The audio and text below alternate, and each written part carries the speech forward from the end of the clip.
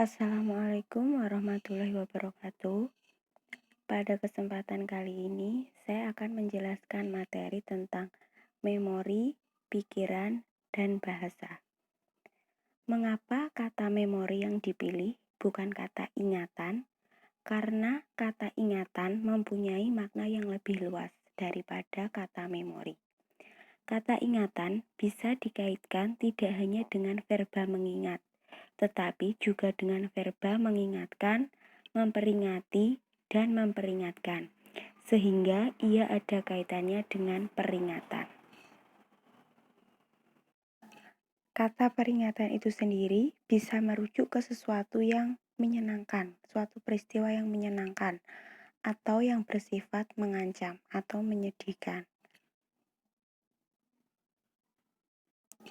Misalnya, peringatan 17 Agustus itu merujuk ke sesuatu peristiwa yang menyenangkan.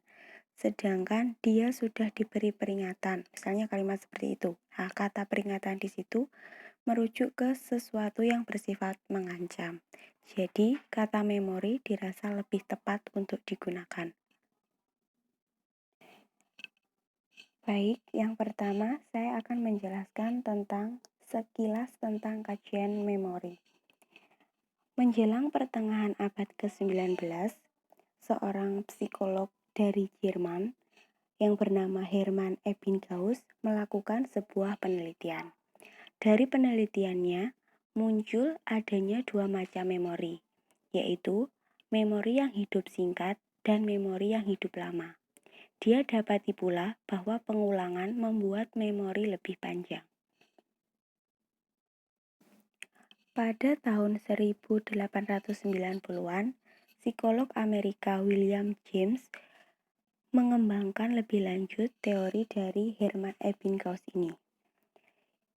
Ia menajamkan perbedaan antara memori jangka pendek atau yang biasa disebut short-term memory dengan memori jangka panjang atau long-term memory. Memori pendek hanya berlangsung beberapa detik atau menit, seperti kalau kita melihat nomor telepon di buku, lalu memakai nomor itu untuk menelpon. Sebaliknya, memori panjang berlangsung harian, mingguan, bulanan, tahunan, dan bahkan bisa juga seumur hidup.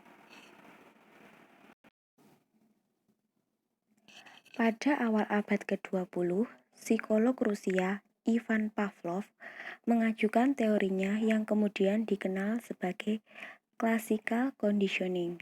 Sementara Edward Thorndike dari Amerika mengajukan operan atau experimental conditioning yang kemudian lebih dikenal sebagai trial and error learning.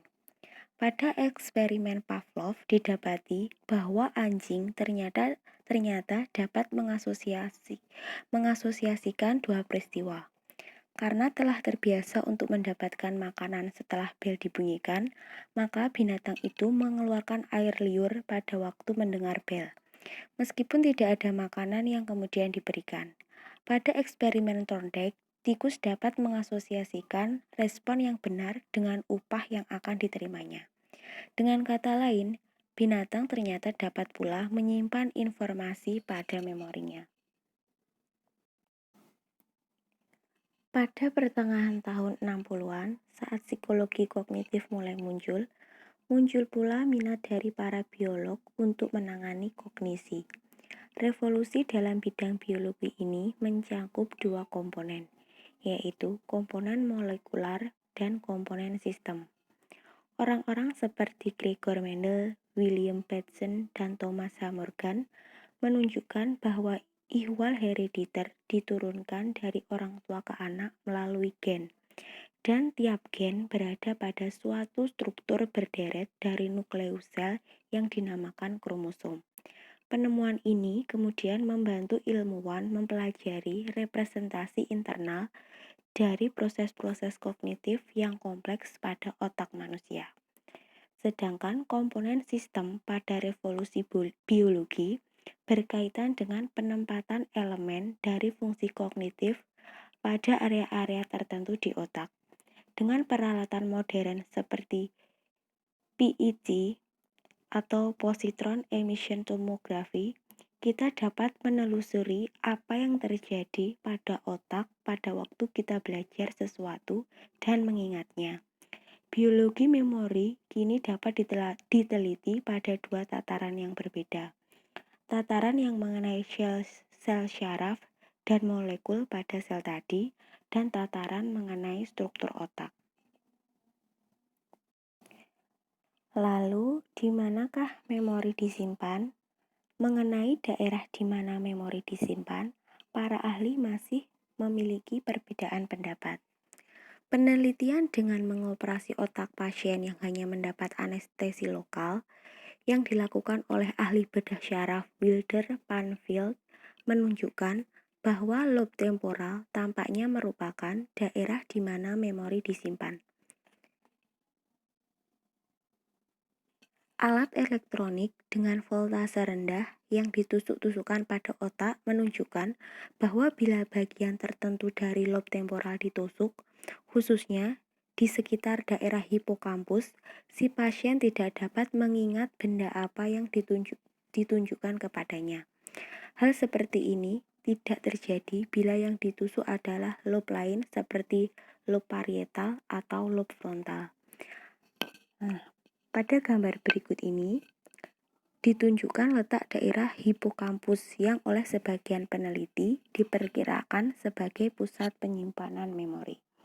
Jadi, hipokampus ini oleh sebagian peneliti diperkirakan bahwa pusat penyimpanan terletak di situ. Lalu ada penemuan baru dari penelitian yang dilakukan oleh Kapur dan kawan-kawan pada tahun 1996 dan Kabeza dan kawan-kawan pada tahun 1997. Dari penelitian itu ditemukan bahwa penyimpanan memori dan retrieval memori tidak berada pada tempat yang sama. Mereka dapati penyimpanan memori dilakukan oleh hemisfer kiri, khususnya di korteks prafrontal, korteks cingulate anterior, dan gyrus paripokampal.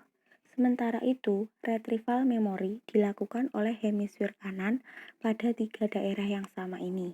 Pola ini kemudian dikenal dengan nama HERA atau hemispheric encoding atau retrieval asimetri. Selanjutnya kita masuk pada macam-macam memori. Memori tidak hanya satu macam saja. Menurut Penfield dan Roberts, memori dibagi menjadi tiga. Ada memori pengalaman, memori konseptual, dan memori kata. Memori pengalaman adalah memori yang berkaitan dengan ihwal-ihwal di masa lalu. Makin bermakna suatu pengalaman, maka makin lama memori itu disimpan, maka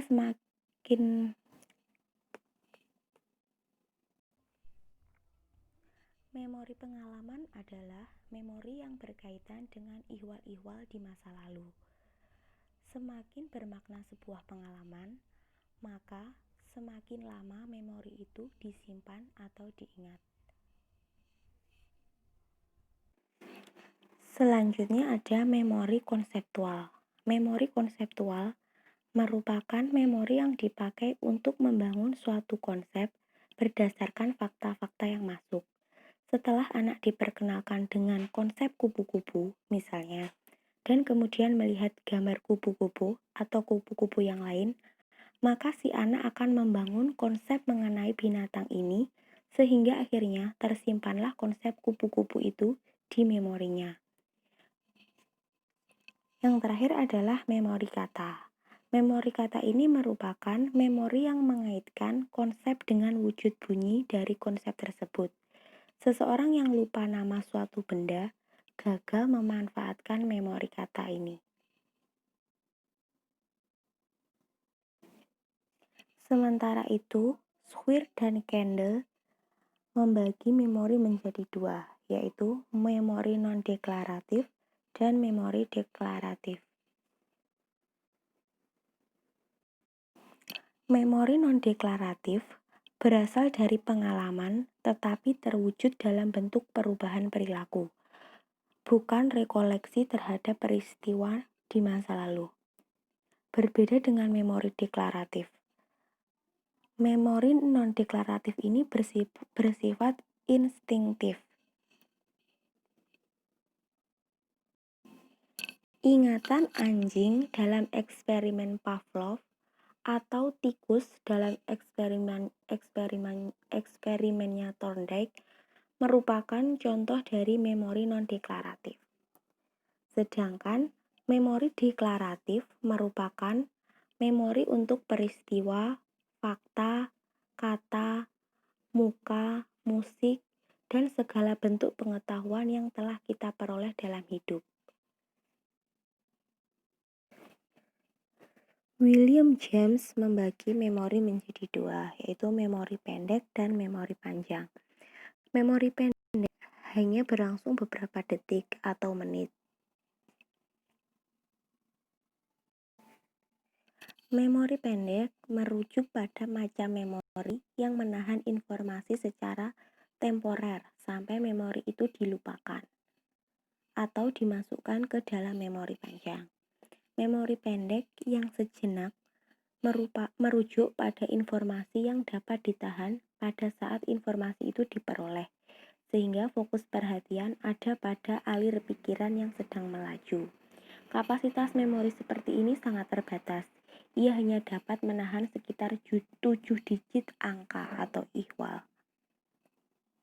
Memori pendek sejenak.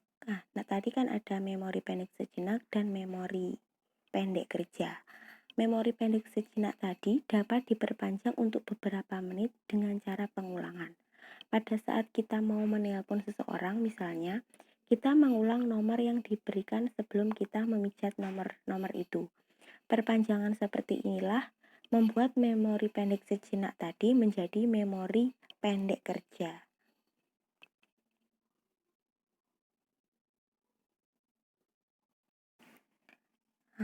Selanjutnya adalah memori panjang. Memori panjang ini adalah memori yang berlangsung harian, mingguan, bulanan, tahunan, dan bahkan bisa juga seumur hidup. Selanjutnya, Tafling dan Lippisch membagi memori menjadi dua kelompok besar. Yang pertama ada memori proskopik atau disebut juga memori non-episodik. Dan yang kedua adalah memori palinskopik atau disebut juga memori episodik. Pada memori proskopik, pengalaman pada suatu waktu dimanfaatkan untuk menangani kasus di masa depan. Anak yang jarinya terbakar karena main dengan korek api akan menghindar atau berhati-hati dengan benda itu lagi. Kasus anjing Pavlov dan tikusnya Thorndike juga merupakan contoh dari memori proskopik ini. Sedangkan memori palinskopik merujuk tidak ke masa depan, tetapi ke masa lalu dan bersifat individual. Pengalaman seseorang dalam hidupnya membentuk memori bagi dia sendiri. Ini perlu dibedakan dengan apa yang dinamakan memori semantik. Bila kita berbicara mengenai pengetahuan tentang dunia, maka kita berbicara tentang memori semantik. Artinya, siapapun memiliki memori seperti itu, bahwa gunung itu lebih tinggi dari dataran, dan kalau kita ke sana, kita pasti mendakinya. Itu tadi merupakan pengetahuan tentang dunia yang dimiliki oleh siapapun. Yang terakhir, Kev membagi memori menjadi 3 macam. Ada memori permukaan, ada memori dangkal, dan memori dalam.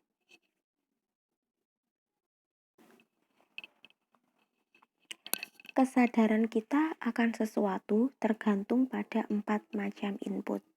Yang pertama, kita bisa sadar akan sesuatu karena adanya persepsi sensori yang langsung kita alami.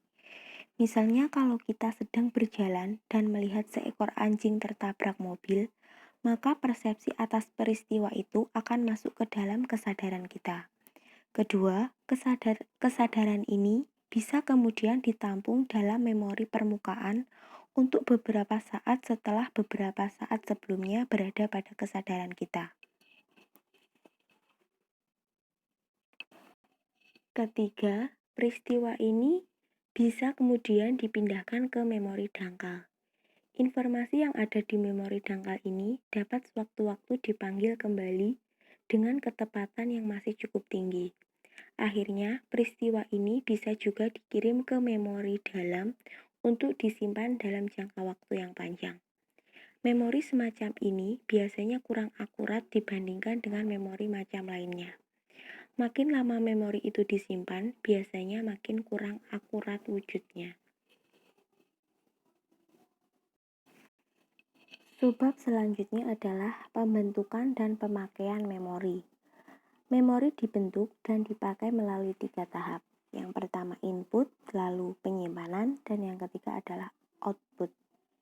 Pada tahap input, orang umumnya menerima masukan, baik lisan maupun tulisan.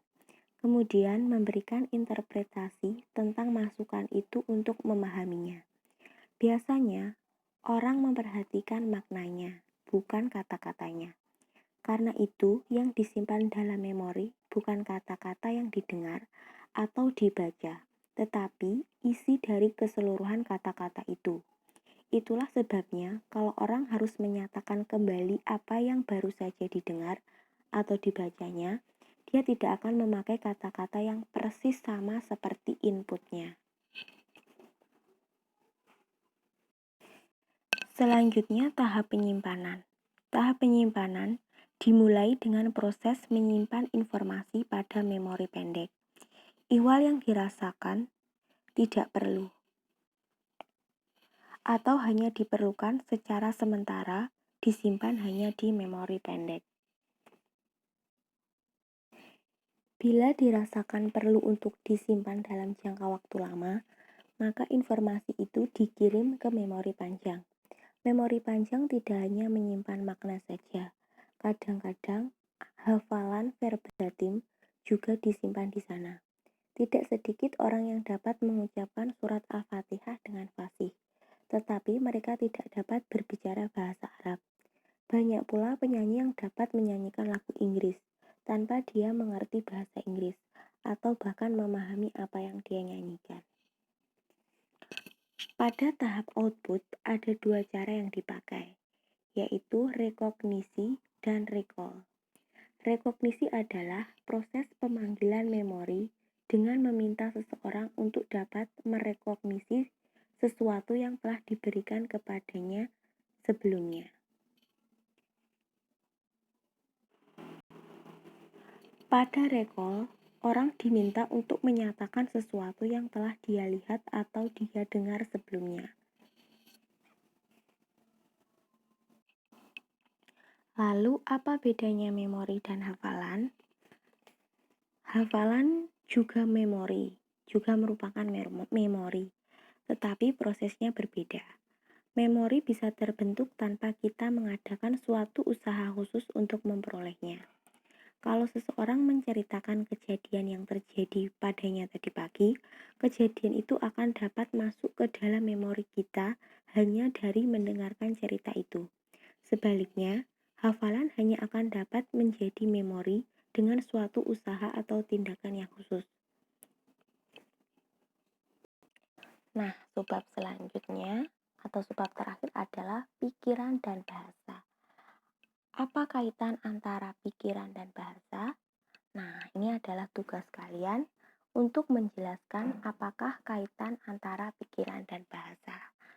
Nah, untuk jawaban mengenai kaitan antara pikiran dan bahasa ini bisa kalian ketik lalu dikumpulkan secara kolektif melalui PJM seperti biasa dan PJM mengirim ke email saya.